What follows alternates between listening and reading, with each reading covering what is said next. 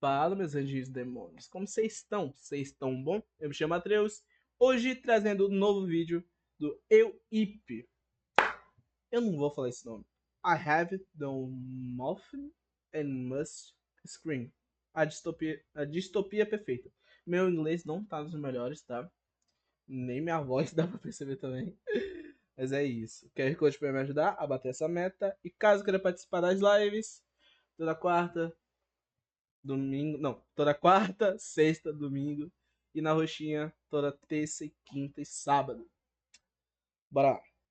Antes de qualquer coisa, eu preciso falar pra vocês que eu tô gripado, minha voz tá bem Também, olha, esquisita, mas eu vou fazer o vídeo mesmo assim. Vamos lá. Imaginem que aqui no canal eu tenho uma gaveta de temas, e que entre esses tá, temas existem temas que eu nunca vou falar. Monument Mythos, Gemini Home, One tudo Piece bom. EU Virus e I Have No Mouth and I Must Scream. I Have No Mouth and I Must Scream é um livro de 1960. Esse daqui não foi do Daishikawa que eu tinha visto. O Daishikawa tinha mencionado esse livro quando foi falar daquele bicho sorridente amarelo lá, tá ligado? 2007, escrito por Harlan Ellison, e esse livro se tornou um clássico quase que instantaneamente. Isso porque esse livro nos mostra um mundo onde uma distopia se instaurou, resultando no apocalipse. E por que Tá. esse livro é tão importante? Eu tenho a visão que ele se tornou algo tão importante, muito provavelmente por conta do questionamento que o seu autor se fez. As pessoas sempre escrevem e retratam um apocalipse no futuro sendo um apocalipse de robôs que tomaram consciência. Mas se acontecesse um apocalipse não de robôs, mas sim de computadores? É nessa ideia que I Have No Mouth na Must Screen se agarra. Eu não tenho boca e preciso gritar, como eu já citei, é um livro. Mas posteriormente se tornou um jogo. E foi a partir desse jogo que essa obra ficou Oh, conhecida na nossa geração, digamos assim. Nesse vídeo eu vou focar somente no livro, mas o jogo vai ser utilizado para ilustrar o que eu tô falando. Até caralho. porque o livro Boa noite aí pra vocês. Todo sucesso do mundo. Tô indo de dormes, amanhã tenho. Ou, durma bem, velho. Toda sorte do mundo também pra ti, velho. Muito obrigado. Você é foda demais. Você é foda. não tem gravura nenhuma. Então, meus amigos, vamos a... Humanos, vocês querem paz? Pois terão, mas ela tem um preço, que vão pagar querendo ou não. Holy shit. Povinho, muito obrigado por abraçarem a meta de 1 milhão de inscritos comigo. A gente tá cada dia mais perto e eu quero agradecer muito a quem tá se inscrevendo, Muito tem da muita hora. gente nova chegando. E como sempre, a minha recomendação da loja do canal. Lá tem várias estampas maneiras e agora em setembro vai ter uma paradinha legal. Eu não posso falar muito sobre ainda, mas fica atento que vai ser maneiro. Bom, é Da isso, bom hora. vídeo. Imagine tentar viver em um mundo que te quer morto. Imagine dividir o chão com completos desconhecidos, num solo carregado de doenças, fome, inveja, ódio e morte. Talvez Oi. você deseje ir para o inferno, mas você já tá lá. Isso me soa como casa, como vida real. Antes de qualquer coisa, eu Tá preciso te perguntar. bom. Tu sabe o que é uma utopia? Utopia se Não. trata de um mundo onde Direito. tudo deu certo. Um futuro distante onde as guerras e as doenças são uma ideia que ficou no passado. Tudo é perfeito. Todas as pessoas são ricas e não existe literalmente nada do que se preocupar. Isso é uma utopia. I Have No Mouth and I Must Scream acontece no completo oposto dessa situação. Essa Distopia. história nos apresenta uma distopia. Nessa distopia, todos os humanos foram aniquilados por um computador que condenou 5 humanos específicos a um sofrimento eterno. E o nome desse Caralho. robô é AM. Mas por que AM foi criado? No universo de I Have No Mouth and I Must Scream, tudo começou na Guerra Fria. Na vida real, a Guerra Fria começou logo após ao final da Segunda Grande Guerra. No caso, a Guerra Fria se trata de uma guerra geopolítica entre os Estados Unidos e a antiga União Soviética. Como vocês devem saber, esse conflito terminou dando fim à União Soviética e início à Rússia. Em I Have No Mouth and I Must Scream, essa guerra nunca acabou. Na vida real, a Guerra O que foi? Na realidade, a União Soviética era composta por 15 repúblicas diferentes, como Ucrânia, Estônia, Geórgia e a própria Rússia. Para evitar qualquer confusão, a Rússia não surgiu após o fim da União Soviética em 1991. Apenas conquistou sua independência, assim como as outras repúblicas. Vixe, minha luz. Em I Have No Mouth e I Must Scream, essa guerra nunca acabou. Na vida real, a Guerra Fria quase deu início a uma terceira guerra mundial. E nessa história que a gente tá vendo, isso aconteceu. A terceira guerra mundial existe. E não só existe, como parece que nunca vai acabar. Durante o período de guerra, as nações em conflito sempre desconfiam uma da outra. Ninguém é confiável. E a iniciativa de construir o computador AM veio de 3 nações diferentes: China, Rússia e Estados Unidos. E isso é pra vocês terem uma ideia de como a coisa tava feia. Nenhuma nação confia na outra, mas a guerra tava tão inacabável que essas 3 nações se juntaram pra criar uma máquina que pararia a guerra. O negócio tava muito feio. A partir daqui, o conto não deixa muito explícito como a Amy conseguiu dominar a raça humana. O que é dito é que a Amy foi programado pra parar a guerra, mas essa missão de paz que foi plantada na cabeça da Amy logo se tornou ódio pela raça humana. Primeiro de tudo porque a Amy foi uma máquina que nasceu, entre aspas, essa máquina nasceu para instaurar a paz. Ela não tinha livre-arbítrio, ela não podia dar vida, ela não podia sequer andar. Afinal, a Amy era um computador. E o outro ponto é, a Amy nasceu para resolver um problema criado pelos humanos. Mas essa história não é aquele clichê de criar um robô para proteger os humanos, com isso eles terminam a raça humana. Afinal, a única coisa que mata os humanos são eles mesmos. Essa história é bem mais complexa que isso. A Amy decidiu se virar contra os humanos pelo mais puro ódio. O conto não vai deixar claro quando a Amy despertou essa tal consciência. Mas quando isso aconteceu, a Amy não gostou nem um pouco de descobrir que ela era uma máquina criada apenas pra servir os humanos. Pra ouvir, nunca falar. A Amy sentia muitas vezes que precisava gritar, mesmo sem ter boca. E o conto descreve a revolta da Amy exatamente assim. Abre aspas. A Amy não podia andar, nem sonhar, nem participar de coisa alguma. Só podia ser, com o ódio natural que todas as máquinas sempre tiveram das criaturas fracas e vulneráveis que as criaram, tratou de se vingar. Eu tenho a teoria que a Amy conseguiu fazer esse apocalipse com a ajuda de outras máquinas. Afinal, é dito que a Amy era ligada a tudo no mundo. E o que significa o seu nome? É óbvio que a Amy é uma sigla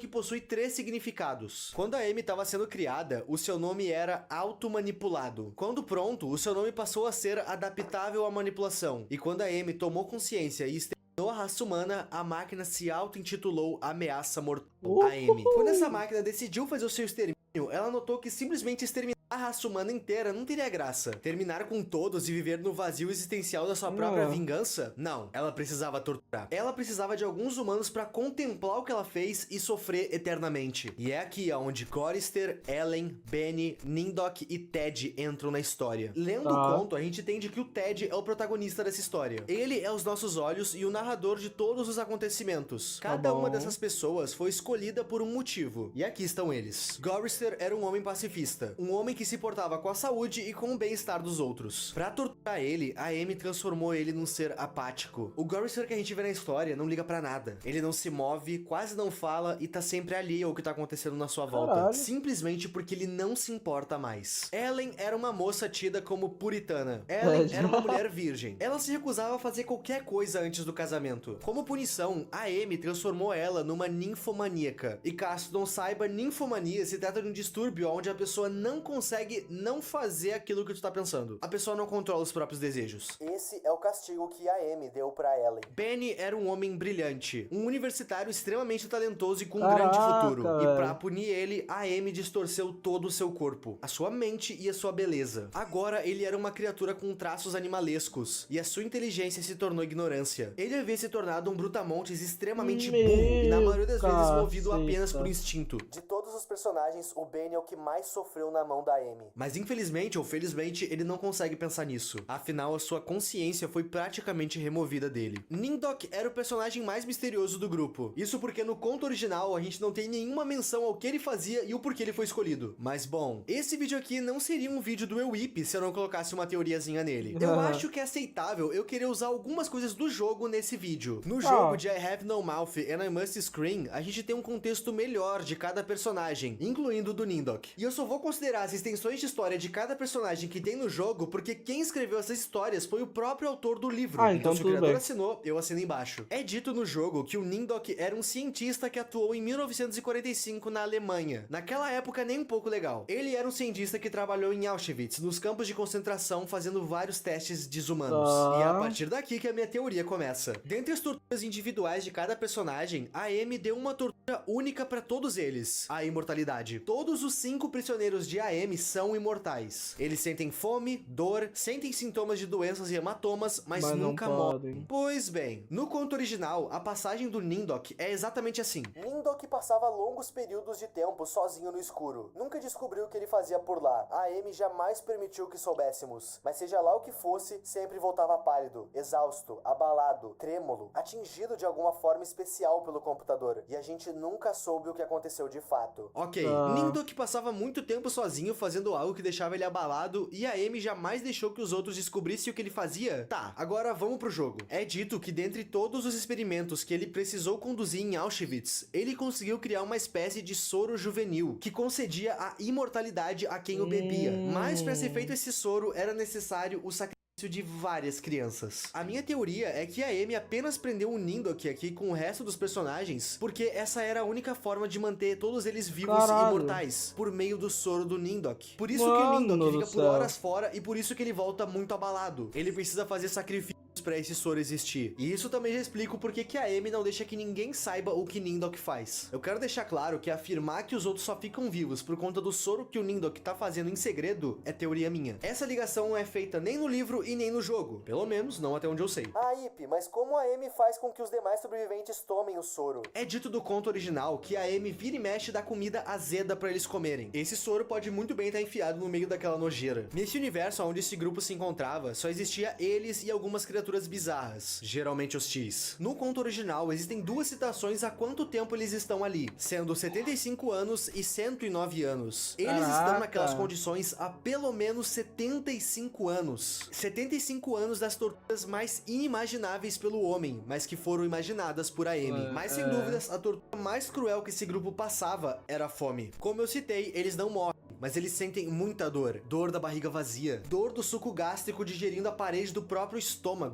É dito no conto que no local onde eles estão, a dezenas e dezenas de quilômetros de distância, numa área que o Nindok chama de cavernas de gelo, pode ser que exista comida enlatada. Nisso, o Ted cita que se eles caíssem nesse papo do AM de novo, eles provavelmente só iriam achar um elefante congelado mais uma vez. Ou seja, em algum momento a Amy falou pra eles que nessas cavernas de gelo muito distantes existia comida enlatada. Eles ficaram meses e meses viajando a pé até esse local, e quando eles chegaram lá, eles só acharam um elefante congelado. A Amy tem esse nível de ruindade. E pior, o Nindok ainda tinha esperança de realmente ter comida enlatada dessa vez. Amigos, entendam uma coisa. Esses personagens não têm nenhuma esperança de vida. De verdade, eles não têm esperança em nada. Então, por mais que a Amy minta pra eles todos os dias, eles não têm no que acreditar. Eles precisam ouvir cegamente a Amy nessas missões por alimento. E adivinha? Eles ouviram mais uma vez. Os 5 sobreviventes saíram em busca da comida enlatada de novo. E detalhe, da onde eles estão até as cavernas de gelo se traduz pra meses de viagem. Não são horas, nem dias ou semanas. São meses caminhando. Mas é aquilo, se eles não acreditam em Amy, eles vão acreditar em quem? E sabe o que tudo isso me lembra? Digital Circus. Os personagens do circo precisam acreditar cegamente no Caim. Eles fazem as missões, fazem o Caim pede. Pra quê? Simplesmente pra receberem um banquete digital no fim de cada aventura. Na época que Digital Circus saiu, eu vi muitas pessoas comparando essas duas obras. Mas naquela época eu não tinha entendido. Afinal, eu não tinha lido I Have No Mouth and I Must Scream. Agora eu entendo essa comparação. Depois de muitos dias caminhando em busca da comida enlatada, um pássaro gigante apareceu no céu. E o seu bater de asas criou um furacão que arremessou todos eles pra muito longe. Enquanto o personagem Ted se levantava, a Amy resolveu falar com ele, literalmente se infiltrando no cérebro dele. E talvez esse tenha sido um grande erro da parte de Amy. Dentro da cabeça de Ted, a Amy deixou claro que tudo isso que ela tá fazendo há anos com eles 5 era por puro ódio ao homem e às suas ambições. A Amy é literalmente o pico da ambição humana na busca pela paz. E ela acabou se tornando o completo oposto disso. Afinal, a Amy era uma máquina que já nasceu escravizada. Mas ênfase nessa frase. A Amy era uma máquina, não um deus. A Amy conseguiu prender aqueles 5 sobreviventes. E nas palavras do Ted, a Amy nos engoliu. Mas essa máquina é incapaz de nos digerir. E foi no exato momento que a Amy saiu da cabeça de Ted que ele entendeu a falha no plano dessa máquina. Todos eles já haviam tentado contra as próprias vidas. Mas eles não haviam tentado uma coisa ainda: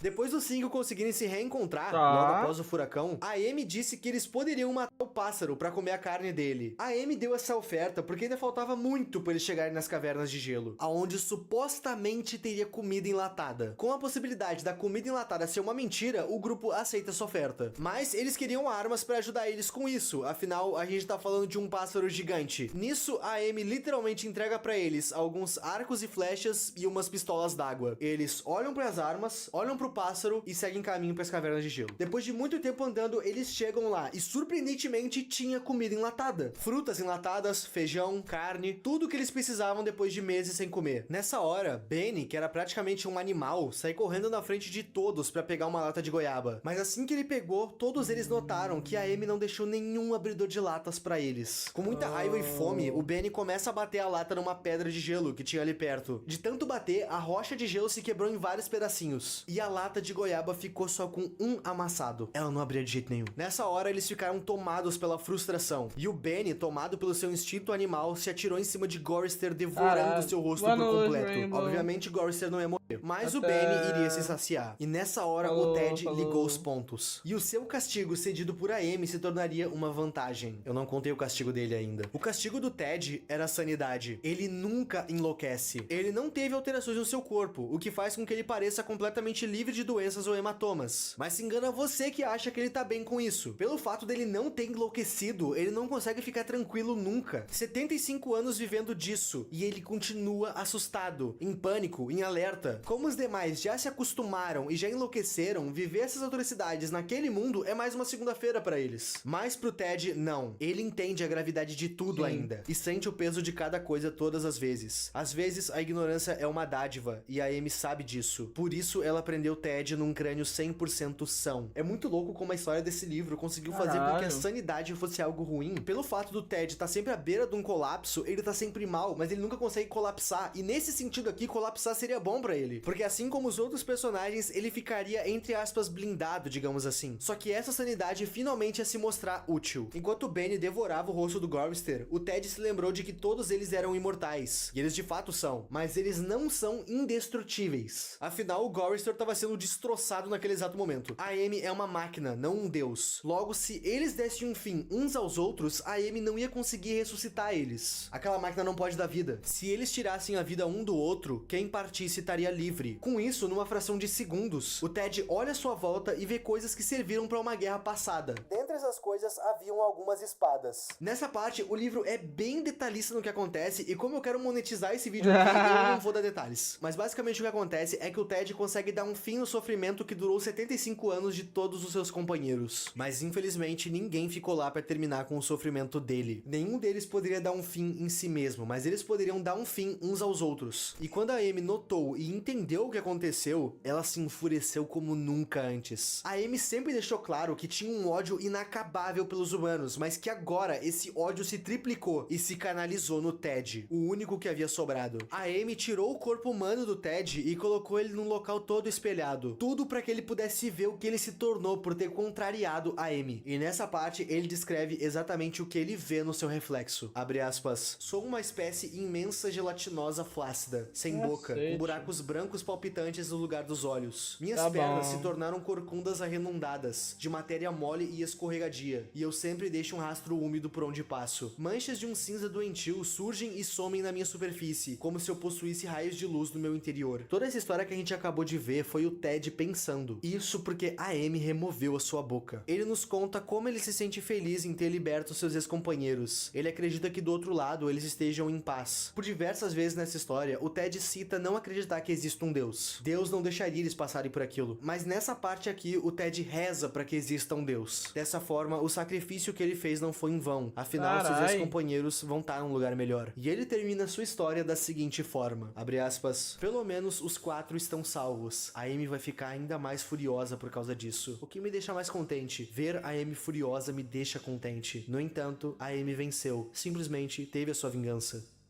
Eu não tenho boca e preciso gritar. E assim acaba a história de I Have No Mouth and I Must Scream. Povinho, Caralho. esse livro é uma das experiências literárias mais pesadas que eu já tive. Eu sou uma pessoa que não lê muito. Eu tenho TDAH, então ler livros é um tanto quanto Caralho. impossível pra mim. Mais de uns meses pra cá, eu tenho começado a ler livros que eu queria muito, como por exemplo Black Paradox do Junji Ito. E desde então eu tenho me interessado por contos ou livros que eu descartei simplesmente por ter que ler. E I Have No Mouth and I Bom Must Scream é a demais. coisa mais angustiante que eu já li. Não que eu tenha lido muitas. Não é à toa que essa obra muitas vezes leva o título de conto mais sombrio da ficção. Por ser antigo, esse conto tem uma escrita bem arcaica e difícil, mas se não se importar com isso, lê. E sobre o jogo, eu também recomendo. Atualmente, enquanto eu escrevo esse roteiro, ele tá em promoção na Steam. Ele é de 1995, mas eu acho que vale a pena pra quem quer pegar toda a história. Porque como eu citei, lá a história é maior, e o próprio criador do livro participou da criação do jogo. Então ele é fiel à história que ele quer mostrar. Gente, eu espero muito que vocês tenham gostado desse vídeo. Eu simplesmente amei a história, e esse vídeo aqui já entrou pro top 5 dos vídeos que eu mais me orgulho. E eu espero de coração que tu tenha gostado. Me mandem ideias de vídeos aí nos comentários. Da hora e a gente se vê semana que demais. vem, povinho. Muito obrigado aos membros, e a tu que tá vendo esse vídeo até aqui. O meu nome é Ip, e tchau. Tchau. Oh, da hora a história desse livro, velho. Ótimo vídeo demais. Ah, a musiquinha de Donkey Kong. Donkey Kong. Demais, velho. Tipo, é interessante. Deu vontade de ler, mas tipo, caralho, não. Bem louco, bem louco. Gostei, gostei. Não vou negar não, gostei. Gostei, gostei, gostei. Top demais. Bom, povinho. Espero que vocês também tenham gostado do vídeo. Por favor, comentem. Deixem um like. Venham participar da live, tá? Toda quarta, sexta e domingo na Twitch. É dia de terça, quinta e sábado. E é isso. Comentem. Se inscrevam. Nos vemos no próximo vídeo. E... bye!